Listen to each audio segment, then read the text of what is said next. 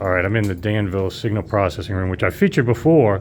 Very high-end piece that does active crossovers, which I'm a big fan of. You don't have deteriorating parts. You don't have as much as a passive crossover. You got so much control to make the speaker to your room and change things. And here we're going to have a demo of active versus passive using Maggies, the onboard crossover versus using the Danville, and we'll be able to hear that. And you have a little spiel you wanted to show me. Sure. So I'll just kind of summarize exactly what you said in a little bit more detail. These are Magnepan 1.7i's, a speaker that's known to be a very good speaker at its price point, popular with many audiophiles. So it's a great speaker because people have context with it. So what we did is we took the passive crossover out of the Maggie and we relocated it in this little black box. Right. We then, this big black box in the bottom is nothing but a relay box and some banana jacks. So it's going to be switching between active components and passive.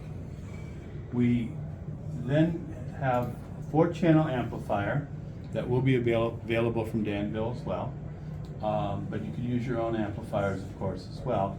And these are 4 channels, 250 watts each. Okay. So they're all identical, so that and we're going to use 3 of those amplifiers when we deal with this speaker actively, because it's a 3-way. Mm-hmm. And the remaining amplifier will be the passive one.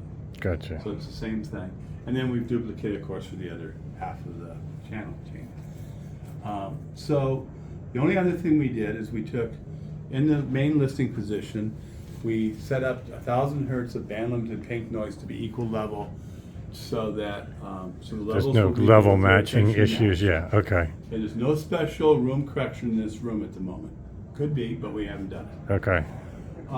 What we have done though is we've tailored a very different kind of crossover for this loudspeaker.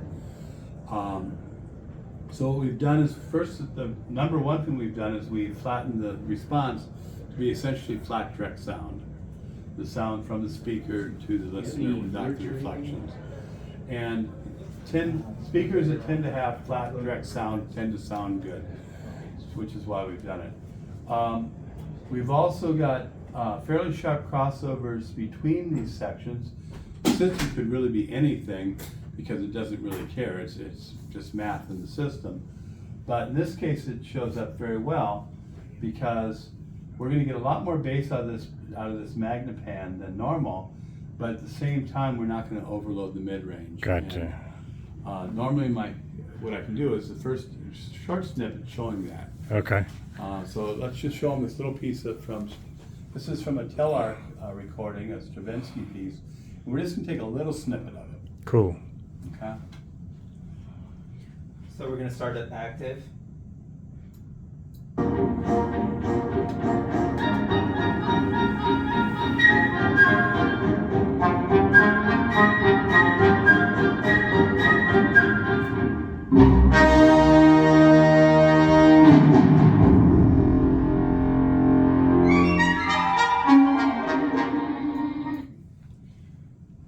And then we're going to switch to passive, and I'm going to play that section again. I'm going to show what happens when you don't operate in your lane. So we're in passive. Yeah.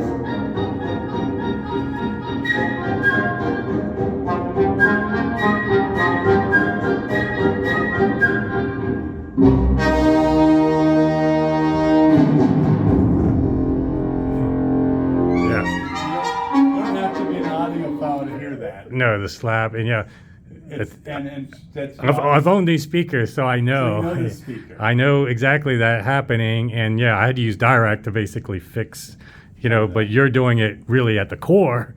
Exactly, because really, Dirac or other room correction programs, it's kind of room correction is such a funny thing because it's not really room correction, it's speaker correction. Sure. If we're dealing with frequencies above, say, 250 or so where direct sound has influence. That's why you want to make it flat. If you've done that, your speaker will work well. Now, low frequencies, the room takes over.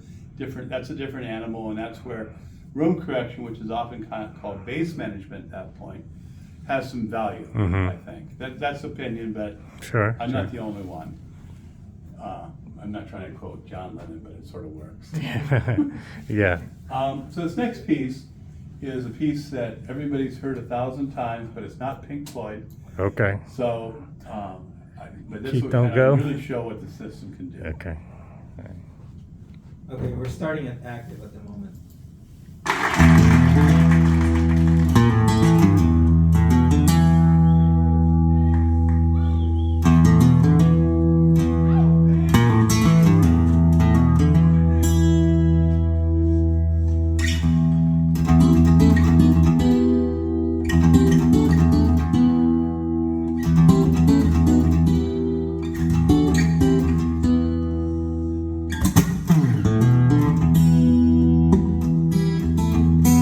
I'm gonna switch to passive.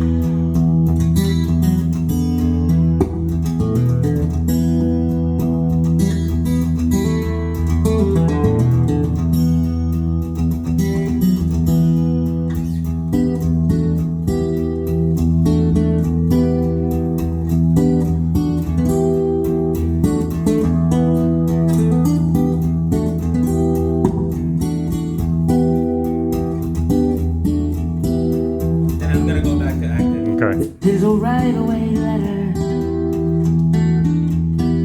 I gotta mail it today. Straight to my main inspirer. Can you go to passive while he's singing? Says urgent from the USA. Now this is passive. It's got this heart That's inside. dramatic. Yes, very dramatic. Yeah. The postage is my soul. Even from an imaging standpoint of everything integrating, I think Said keep not just on tonal balance. Yeah. Yeah. So that's a great demo. Yeah. So, we can probably stop this piece for a moment. 10,000 guitars waiting. Yeah, as a guitar player, I, of course, am tremendously envious of Lofgren. But Sure. I also think I can't play guitar or anything like that, but I know what a guitar sounds like. Gotcha. Yeah. So And so I think that's just a very piece. drastic. Yeah. But the star of the show, really, as you started alluding in your beginning video, is the DSP Nexus. Yeah. This is the actual Nexus, but we're going to go up here and just See inside the See guts. inside. This is the twin sister of the one that's playing. Like a shark is the. Yeah, exactly. So Danville aspires to be the best sounding digital audio, and we've kind of got a bit of that street cred now. And the goal, so what we've done is we've got modular DACs. The one we're playing uses AKM AK449090Xs, which in my view is the best DAC available to start with. We're using also the flagship AKM for the A to D converters, 5578s, and a Shark, as you mentioned, analog device and Shark processor. This one is the top of the 4th generation Shark, but in a few weeks we're going to update it for free to our existing users with a 5th generation Shark that would be about 3 times faster. Cool. And so that'll make it, it's sort of like saying your product has, do you want the Ferrari engine or the really big Ferrari engine? So this product operates in ludicrous mode, whether you need it or not. Okay. Okay. What does it have? Well, it's basically a preamp or control center, much like a traditional preamp would have, in that stereo in, 8 channels of out, USB audio class 2, balanced analog, SPDIF, and Bluetooth. Yeah. You got all the connections in the mag there.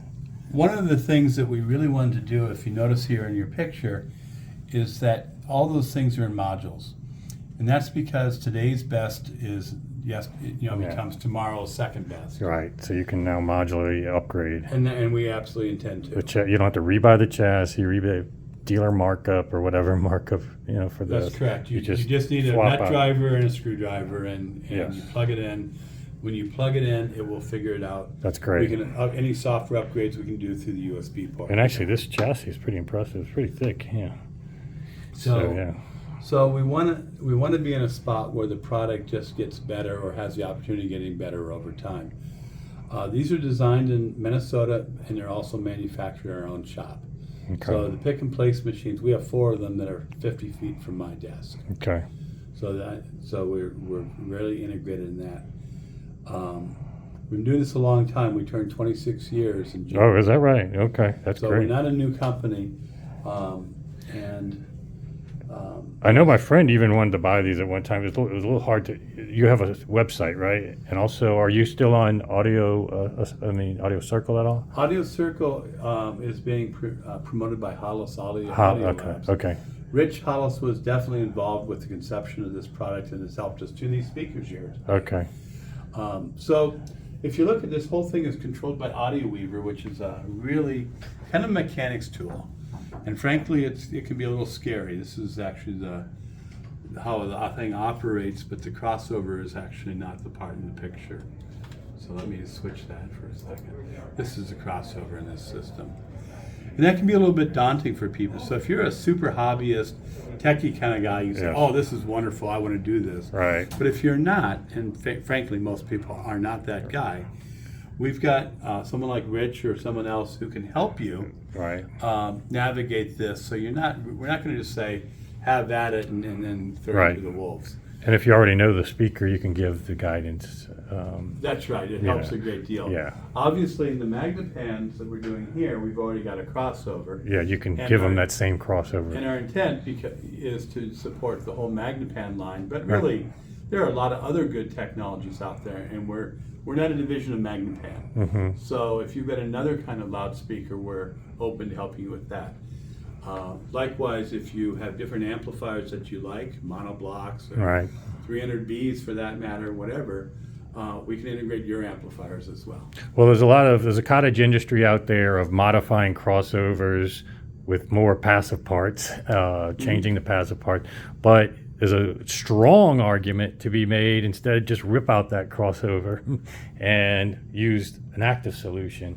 And then you can dedicate an amplifier to each driver. You gain a lot of performance advantages, and this control and the tolerances are much more precise than parts relying on passive parts. So yeah, this is in fact one of my favorite ways, and I think that's the trend of the hobby. And I wouldn't be surprised if Maggie's start embracing this as well, as started offering these without the crossover and allowing you to do that. Wow. But you can take it out pretty easily and That's bypass right. it. We certainly, our hope that Magnepan will go to their open architecture. Yeah, open idea. architecture. So if you're a new buyer, you simply buy a pair of Maggies with the Choose it without the crossover, and then you add this. And what is the price point on this? So with the 4499 EX is the ones you heard today. It's $4,000. Okay. We have a standard version that works well, not quite as well, at $3,000. Okay. So very fair. And then you can use it with whatever speakers you buy in the future. You basically can use it. Great job. Yeah, I've loved this product. And like I said, it also can help you integrate subs, all kinds of things. So yeah, kudos on doing top-notch active crossover at a price point people can afford. And the difference was clear as day. Instant. Yeah, and I've owned these speakers. The other day, came in early, and we did the same demo, and yeah, unmistakable. Unmistakable, and I've owned these speakers, so I know exactly. every good thing I had the about them DSP about it as well, but I couldn't rip out the crossover and do this. But this is even a better solution. So hopefully, a lot of Maggie owners will consider this as well. Now, you're Thank you. familiar with Maggies X program? Yeah. What about the X program? Well, Oh, they they- got upgraded Yeah, parts. all upgraded parts, upgraded crossover, completely different from their current passives. Yeah. And it's an upcharge, $2,000 or $3,000 up, and it's supposed to, super streamline, fix their problems in the frequency response and Well, everything. first of all, it's I'm impossible. curious what it would be, the A. Well, I think they're. between, Well- say, their new X and your system. That would be interesting. Yeah, I agree with you, and I suspect their X's would do better than these are Yeah. I's, to be fair. Right. Okay. However, the response, we did two things when we EQ'd this particular pair. There's a dip at 3,000 hertz. When you've got a passive crossover, I don't care how clever you've done it, you cannot put energy back into the dips. You can knock everything down to the Right. bottom. It's sort of like saying, there was a mountain next to the Grand Canyon, which I don't think there really is. but I want everything to be the same, so I'm gonna push it to the bottom of the Grand Canyon, to Right. get them all flat again. versus In an leveling active up. one, I can bring those dips up when we do this. Right. That's one of the things that was really apparent in listening. As you notice, the soundstage became, more proper instead of so distant. Yeah, the That's imaging because was of the better. big dip. Yeah. Well, I noticed the sharpness Yes. in everything as well, the precision. So not just the frequency application. level. Yeah. And that's That an was- advantage of what we did as well. Yeah. And then the low frequencies, you notice that we had better low frequency Mm-hmm. response than a native 1.7i would have, because we brought that up as well. Right. Now, are they normally a two-way speaker? The They're 1.7? well, they're kind of a 2.5 way Okay. in some ways. We're crossing at 400 hertz and 9,000. So that's kind of a pretty, they call it a super tweeter in their, Mhm. and tweeter in the way that they talk. And they have a little bit more blend in their passive crossover than we would do. So I'm not sure I'd call them they're really a three-way technically, but they're crossing them over a little bit different in the passive. It's going to be good at some point. I think people are going to get the X, and then some people may eventually try this, and then they can tell what the differences are. But it's really mainly what he was explaining with the X is getting that better parts that they had to compromise on to meet a price point. So yeah, in terms of changing crossover points and stuff like that, that may not be part of the X series, but it's going to be anxious to see this comparison eventually. Right. I think the other thing to consider, if you're considering the X, and I'm not suggesting that's a bad product, but what I am suggesting is that you can buy a Nexus, even our standard version Nexus, for Yep. virtually the same price as an X upgrade. And I would And be put- assured of that higher. and you're going to get the higher quality. performance. And frankly, the amplification editions, we're selling the amplifiers driver, today.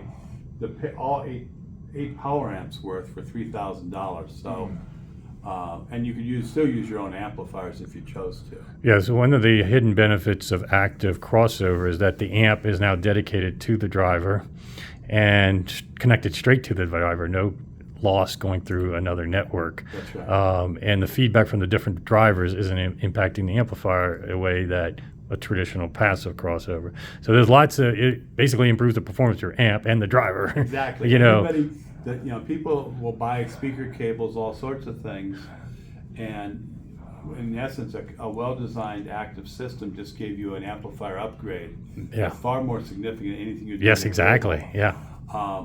Whether it's a 300B, whether it's a Class A linear, whether it's a switcher, they all got better. Yeah, whatever amp you bought to use with these Maggies now doesn't have to see two different.